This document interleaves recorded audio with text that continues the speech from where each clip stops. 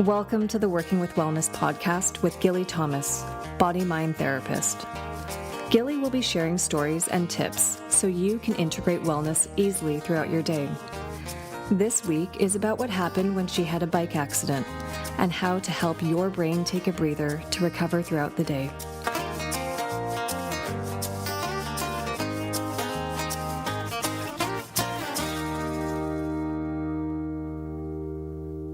You know that old saying, you don't know what you got until you lose it. Well, I didn't appreciate my mind until I injured myself. And the whole process of coming back to my brain has been a really long journey. About 2.5 years ago, I guess, I was riding my bike home, as I usually do. It takes me about half hour to get from work to home. And it was around 7 o'clock in the evening on a rainy November night in Vancouver. So it was quite dark out.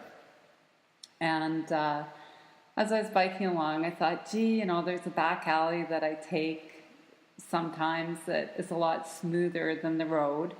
And so there's another section of the road that was really potholy and nasty. And so I thought, I'll just take a detour tonight and try the back alley. Maybe it'll be better.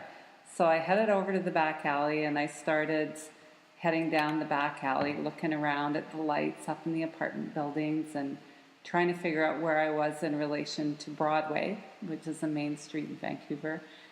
And I looked, I had me a few times down to the back of the alley to see where I was going, but was looking up when I hit a concrete barrier, I found out afterwards, and went flying over it and landed basically on the side of my face. The rest of my body wasn't really impacted because my face took the full brunt of it. I don't know how long I was unconscious for. I actually didn't know what I hit. I was just biking and then all of a sudden I was on the ground. So I came to groaning and two guys were there. They said they'd come over from the other street because they heard me groaning away. And they picked me up and kind of got me to walk around a little bit. My face was bleeding.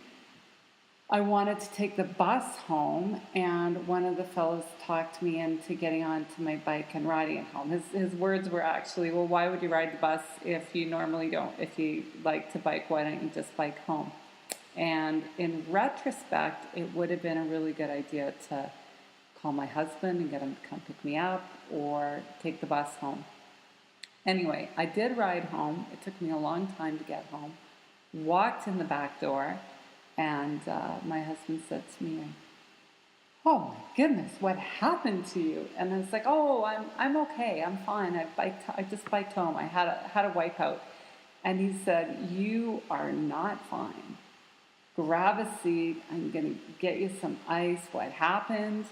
And so I told him kind of how stupid I'd been, taking a new route in the dark and the rain, and went to bed that night. And over the next few weeks was taking it pretty easy because I hurt, but did not go to the hospital to get it checked out until after about 3 weeks I started having incredible headaches and of feeling just nauseous, dizzy, disorientated. It was pretty horrible. So when I went there to the emergency room, they actually recognized me from 3 years earlier when I went in with a different head injury. I'd actually been, they call it dump trucked, when I was boogie boarding down in Mexico and almost drowned actually because I hit so hard. And then I'd also waited about 3 weeks to get in to get my head checked. So that time they said to me, "If you ever hit your head, make sure you come in right away." And I'm a little stubborn, so I hadn't. And so I faced the wrath of the emergency room doctors and nurses as they scolded me and told me that I should have got on it sooner. And in retrospect, I definitely should have, because I would have got the help that I needed earlier and probably recovered a lot faster. I ended up going to an advanced concussion clinic here in Vancouver and working for several months with a physiotherapist, a kinesiologist, and a neuropsychologist. I had cut down my client load a lot before I went to the emergency room. My headaches and my condition got progressively worse for a little while before it started to get better. And in that time, I realized how vitally linked our brain and our minds are to our physical ability and health, our emotional ability. And that's a whole other podcast. That was such a wild ride for me. I spent maybe most of 3 months kind of laying down a lot with something covering my eyes, not being able to watch television. I couldn't handle talking to people for more than about 5 minutes. Couldn't handle talking to more than one person at a time. There was just too much stimulus going on. And, when I progressed to the point where I could get back on my bike, they actually said to me, don't ride anywhere. You can sit on your bike and just balance and try that for a week and see how you feel. I was like, what do you mean? You mean I can't even bike down to the end of the back alley and back? And they said, no, there is so much that happens in your mind when you're balancing, when you're moving. There's the movement of your body going through space, and there's also all of the stimulus that's moving towards you. So there's a ton of information your brain has to process. It's actually fascinating. But one of the symptoms I had was really, really bad headaches. And so what they recommended that I do is to do that very simple exercise that I shared with you, is to just rub my hands together and gently place them over my eyes. And it's something about the warmth of your hands and that amazing experience of not having any visual stimuli, of having darkness. Because there's so much that goes on in the brain that is fed from your eyes. And giving yourself that break is such a relief. And it relieves your stress, it relieves your tension. It gives your whole being, your whole sense, that break. So when I decided to come back and do podcasts and kind of reconnect with people, with you, and share some of my health insights, health and wellness insights, I thought, gee, this was probably one of the most amazing gifts that I got from the experience of having my head injury. It has, like everything, once you go through something bad and you come out the other side, there's things to appreciate about that journey. Right? For me, it's accepting that I'm at a new normal. I don't think I'll ever be able to multitask the way that I once could. I'm not as articulate as I once was. I get more emotional quicker.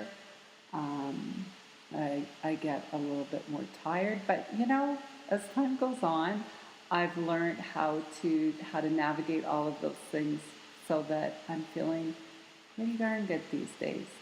And in so much awe of how wonderful and special my mind is.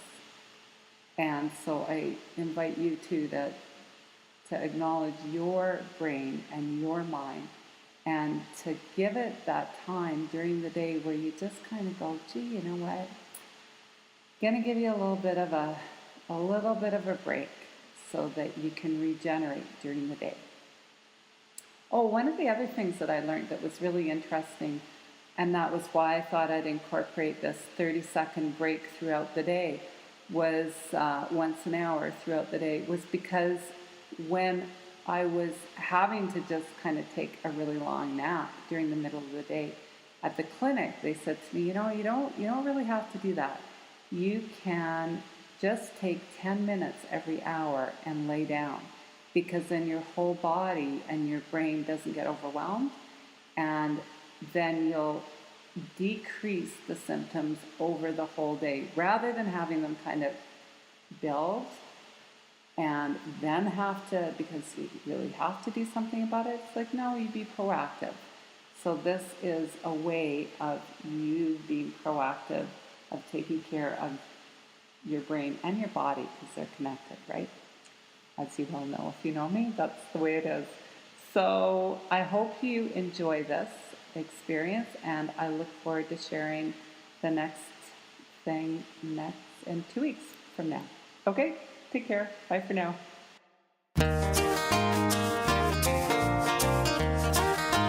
Thank you for joining me today. You can find Wellness Podcast Library at workingwithwellness.ca if you're interested in previous podcasts I've done. And feel free to share this with your friends, family, if you found it interesting, helpful. I'd also like to thank musician John Bell and technicians Michelle Lee and Nicole Chirac. Have a great couple of weeks. Practice that meditation and notice the difference it makes in your life. I hope it's wonderful for you.